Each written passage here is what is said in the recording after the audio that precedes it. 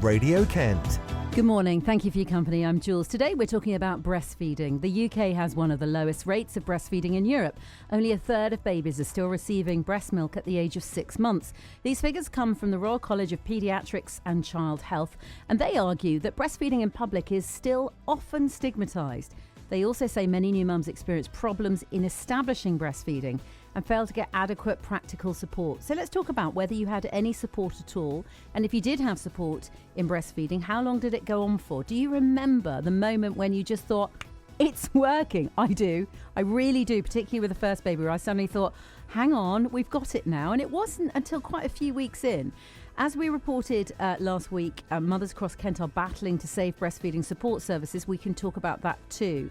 When did you stop breastfeeding and why? Was it about a return to work? Was it because you were embarrassed breastfeeding in public and you didn't want to be trapped at home all day? Did you find it painful? Did you worry you weren't producing enough milk? Were you supported by your other half? Did you feel under pressure to breastfeed even though it just didn't feel right for you? Lots to talk about this morning. A poll by the website Mumsnet found 3/4 of mums said they believed there was too much emphasis on telling us we should breastfeed, but not enough on supporting us. Would you agree with that? All the ways you can get in touch now on BBC Radio Kent. Call Jules 03459 811111. Text us on 81333, starting your message with Kent. Email julia@bbc.co.uk. Or get involved via Facebook at BBC Radio Kent Official and Twitter at BBC Radio Kent. Julia George. BBC Radio Kent. It's all here. So let's go straight to Tannice, who's in Maidstone. Really nice to have you with us. Tannice, good morning to you. Good morning, Julia. Tell me a little bit about you and breastfeeding. What's your history with breastfeeding? Well, my daughter was born in February last year, so she's nearly 18 months old now.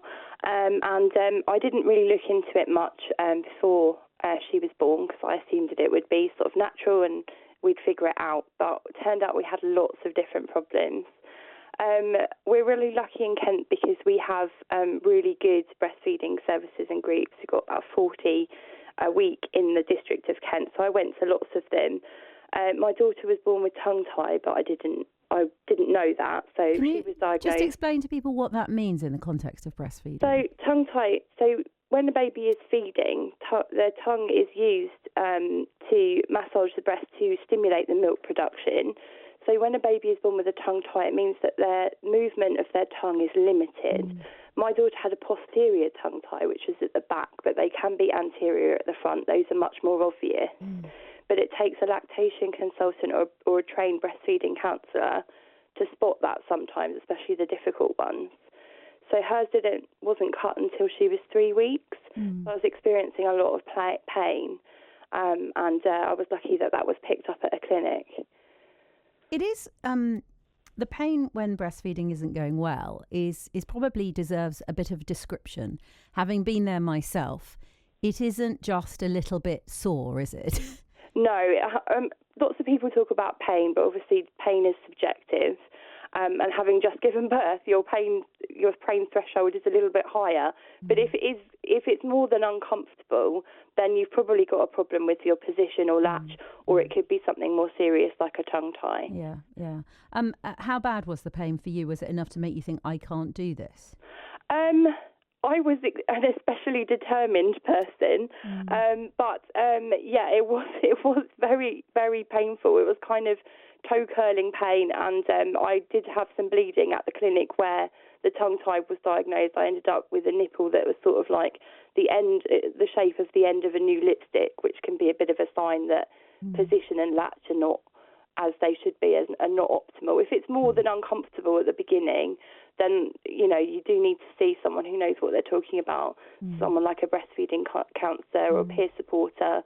And if you've got more complex issues, then lactation consultants can be really helpful too.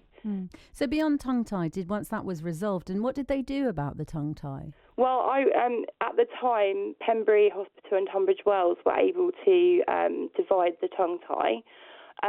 That service, I think, is no longer there. You do have to jump through a few extra hoops and get 2 referrals now, and they do that in London. But it made a huge difference that we did further struggle with milk supply. So I had to go and see to different locations and see quite a few lactation consultants and peer supporters.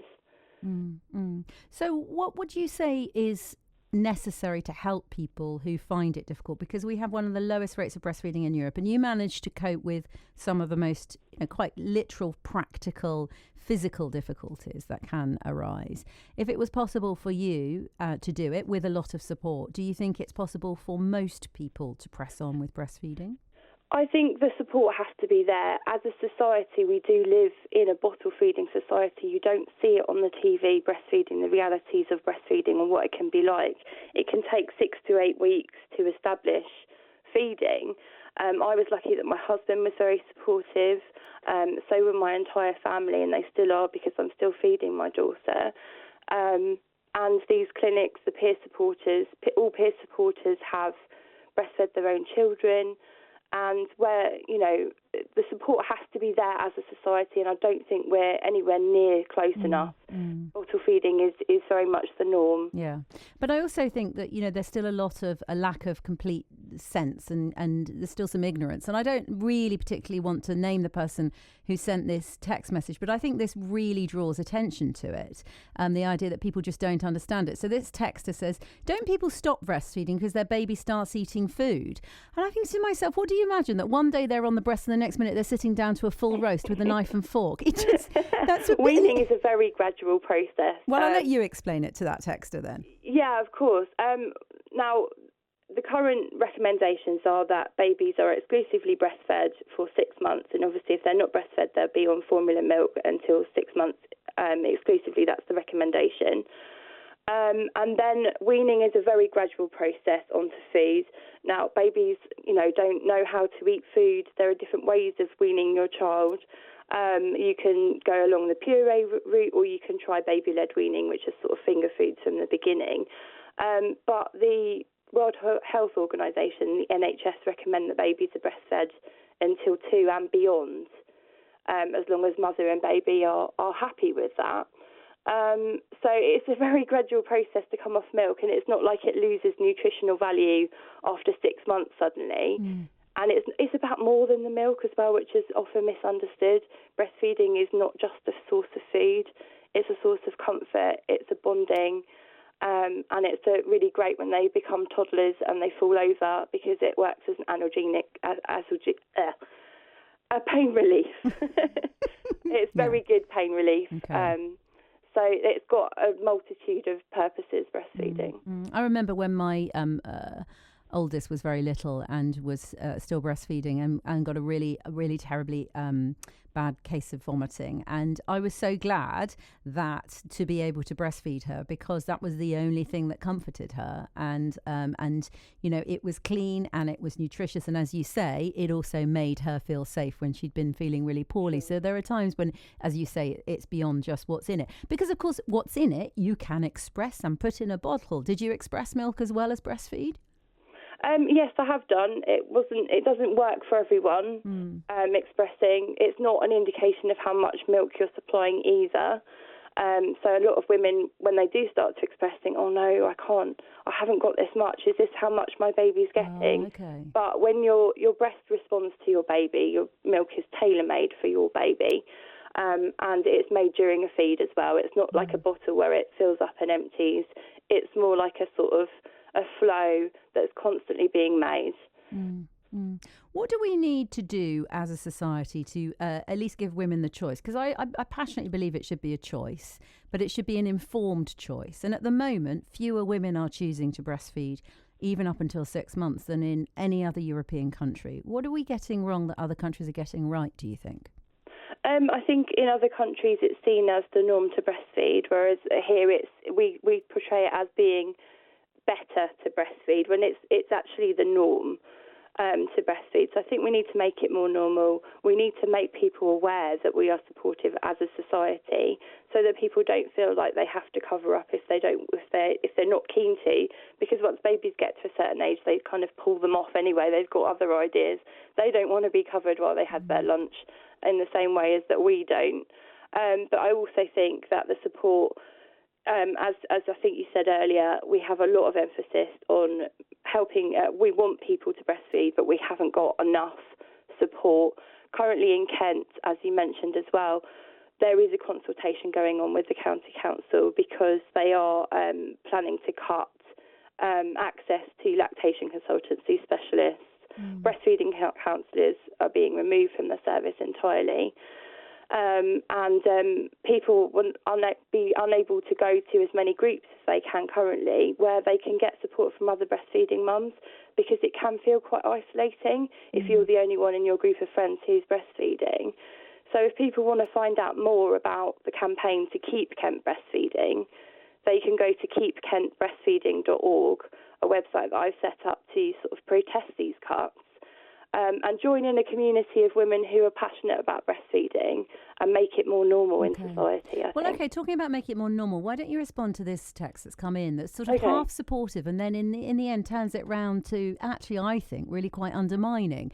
It says, it doesn't have a name attached, it says, "Hi, I believe breastfeeding is best as my wife, as long as she could. Then we both bottle fed. I'm all for people's rights, especially women's parity with men. I'm no prude, but our Western culture for centuries has adopted nudity to be kept private. Blatant breastfeeding," and now I'm starting to prickle at the idea that blatant suggests that women are being exhibitionists when they feed their babies. But let me go on. "Blatant breastfeeding I find uncomfortable for me, most other kids and adults. It's unnecessary, with many shops having feeding rooms and you can express milk in advance. Discreet feeding is possible." Now, what do you make of that? What's your reaction? It's a difficult one because it's, there's lots of different points at that. Well, let's just pick up on this idea that you shouldn't blatantly breastfeed because it makes other people feel uncomfortable and should go and hide away in a breastfeeding room. That's an isolating way of breastfeeding. If you have to sit in a room away from everyone, then that's going to reduce breastfeeding rates hugely, because breastfed babies quite often need to feed for quite a long time in the first 6 to 8 weeks especially. It's just about, hiding people away. Breasts are not sexual. They're a secondary sexual characteristic, and they've been made sexual. Quite a lot of the time you will walk past, if you go on the tube, on the trains, walk past posters for lingerie manufacturers. You can see a lot more when people are wearing bikinis on these posters or on the beach. And low-cut tops than you can when a baby is feeding. Babies often cover the majority of the breast, and especially the areola. And if you're that interested in watching someone breastfeed, then there's something wrong with you. There are lots of things that are offensive in daily life that people have different views on. If you find it, worrying, then look away. Thank you, Tannice. Nice to talk to you this morning. Great to have you on the show. Tannice on breastfeeding and on the campaign in Kent.